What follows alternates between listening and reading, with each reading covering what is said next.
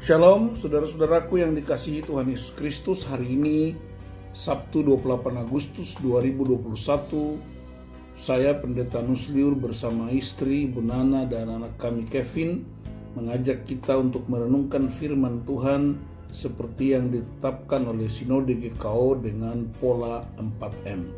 Dan kita akan berdoa memohon Roh Kudus supaya kita menerima dan mengalami kuasa firman Allah. Bapa Surgawi, kami mengucap syukur untuk hari ini. Kami ingin merenungkan firman Tuhan. Kiranya Roh Kudus menolong kami agar kami dapat menerima firman ini dan dapat melakukannya untuk kemuliaan nama Tuhan.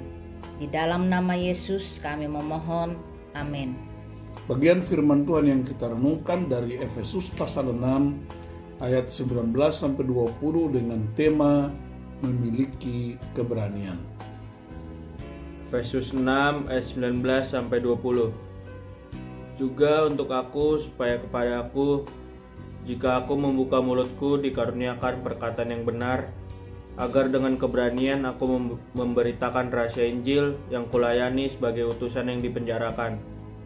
Berdoalah supaya dengan keberanian aku menyatakannya sebagaimana seharusnya aku berbicara. Nah, Mami, apa yang Paulus minta dari jemaat di Efesus? Paulus meminta agar jemaat berdoa untuk dia, supaya yang pertama ketika ia membuka mulutnya, ia dikaruniakan perkataan yang benar. Yang kedua, agar dengan keberanian ia memberitakan rahasia Injil. Jadi kita perlu ya Pak, berdoa supaya kita memperkatakan kebenaran dan berani memberitakan Injil seperti yang Paulus lakukan. Ya, kita sangat perlu berdoa. Dalam ayat-ayat sebelumnya, Paulus menjelaskan tentang seluruh perlengkapan senjata Allah supaya kita dapat bertahan melawan tipu muslihat iblis. Iblis menggunakan berbagai macam tipu muslihat untuk membunuh manusia. Potensinya dibunuh, karakternya, kepercayaannya kepada Allah, sehingga manusia tidak lagi hidup sebagai gambar dan rupa Allah di bumi. Dan salah satu yang dipakai iblis untuk membunuh adalah perkataan kita. Iblis tidak suka kita memperkatakan kebenaran, karena iblis itu adalah bapa segala dusta. Kita lihat saja di bangsa kita begitu banyak hoax yang bertebaran, baik secara media sosial, terjadi kebingungan dan pertengkaran di masyarakat, orang saling menyerang, saling mencaci maki, dan tidak ada damai sejahtera. Bagaimana caranya supaya kita dapat memperkatakan yang benar, Pak? Yang pertama, kita harus hidup dalam kebenaran firman Tuhan. Renungkan, simpan firman di dalam hati kita.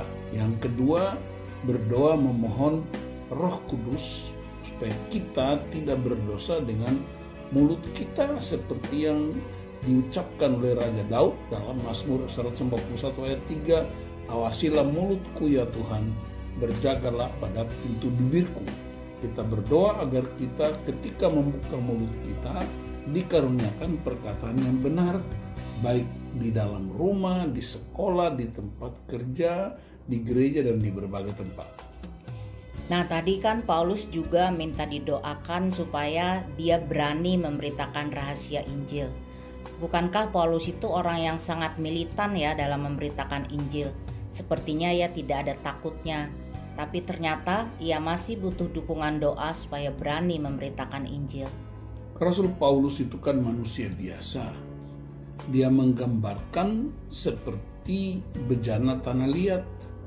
Jadi iblis itu memang tidak kelihatan, tapi dia bekerja melalui berbagai cara, dan dia bisa mempengaruhi para pemimpin dunia untuk menghasilkan keputusan dan peraturan yang dapat menghambat Injil, menentang kebenaran Injil itu. Misalnya contoh melegalkan pernikahan sesama jenis. Iblis juga bisa bekerja melalui budaya atau gaya hidup manusia yang bertentangan dengan kebenaran Injil. Nah, Paulus itu kan ibaratnya seorang prajurit yang pergi ke medan perang. Dia punya perlengkapan senjata Allah, dan dia membutuhkan dukungan doa jemaat. Dan doa itu ibaratnya seperti sebuah radar yang bisa mendeteksi ancaman musuh, karena dia sedang berjalan seolah-olah di ladang ranjau di tengah-tengah ancaman sniper yang mencoba menghalangi pemberitaan Injil. Paulus membutuhkan dukungan doa agar berani memberitakan Injil di tengah-tengah berbagai ancaman dan bahaya yang selalu ia hadapi. Ayat ini juga berlaku untuk setiap orang, Pak, atau hanya untuk para pendeta dan penginjil aja? Perintah untuk memberitakan Injil itu disebut sebagai amanat agung dan berlaku untuk setiap orang yang percaya kepada Tuhan Yesus. Kita harus memberitakan Injil, tidak harus jadi penginjil, tidak harus jadi pendeta. Karena kabar baik itu bisa diberitakan oleh siapa saja. Dan karena itu Yesus memberi amanat agung, pergi kemana? Pergilah ke komunitas kita, guru memberitakan kabar baik di sekolahnya, pedagang memberitakannya di tempat ia berdagang, anak-anak sekolah di sekolahnya dengan teman-temannya, dan seterusnya. Seringkali kenapa kita takut tidak berani memberitakan? Karena apa? Kita takut ditolak, kita cenderung kompromi dengan kejahatan dan tidak melakukan apa-apa. Padahal kita, Yakobus 4 ayat 17 bilang, orang yang tahu berbuat baik tapi ia tidak melakukannya, ia berdosa. Dan ingat, kejahatan merajalela di bumi karena kita takut menyatakan kebenaran dan tidak berani memberitakan kabar baik itu. Terus bagaimana ya, Pak, Ma, kita memberitakan Injil atau kabar baik? Kayak Dede gini kan gak bisa khotbah, jadi kayak gimana? Nah, kita tidak perlu rumit-rumit, Nak, memberitakan Injil itu. Injil itu kan Yesus Kristus sendiri. Kita juga bisa disebut memberitakan Injil ketika kita menyatakan karakter Kristus melalui hidup kita sehari-hari. Misalnya, Dede berani menerima dan bergaul dengan orang-orang tanpa membeda-bedakan mereka. Dede berani memberikan pengampunan bagi orang yang menyakiti Dede. Dede juga berani berlaku jujur, berkata jujur, berani mengakui kesalahan, berani mengatakan kesalahan sebagai kesalahan. Itu juga adalah bentuk pemberitaan Injil. Tidak harus berkhotbah seperti Papi. Ya, tidak perlu harus rame-rame masuk sekolah teologi ya. Yang penting ialah mendengar dan melakukan firman setiap hari, mengubah hidup kita bertumbuh serupa Kristus.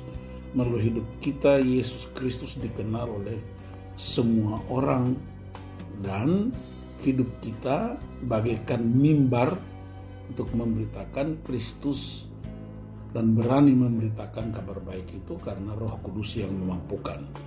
Nah, kita merenungkan firman Tuhan ini, terus bagaimana komitmen kita? Dede gimana?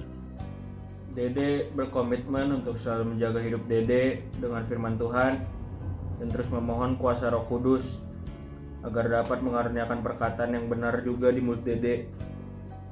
Dede juga memohon agar Roh Kudus memampukan Dede untuk berani menyatakan kebenaran Injil melalui hidup Dede sehari-hari. Ya, Mami juga akan terus berdoa bagi para penginjil, para pendeta, para pemberita firman Tuhan, agar Roh Kudus menolong mereka supaya mereka boleh berani menyatakan Injil Kerajaan Allah itu sekalipun banyak ancaman, tantangan, hambatan, dan gangguan yang mereka hadapi. Ya, kita bersyukur dan mulailah kita membagikan firman ini, komitmen kita kepada orang lain. Dan ingatlah ada janji Tuhan, yaitu Dia akan menyertai senantiasa sampai akhir zaman. Kita berdoa. Terima kasih untuk firman-Mu ya Tuhan. Tolong kami untuk mempraktikkan komitmen kami supaya pendengar firman boleh melakukannya. Roh Kudus menolong kami untuk memperkatakan firman dan kebenaran-kebenaran dengan berani di berbagai situasi. Dalam nama Tuhan Yesus Kristus. Haleluya.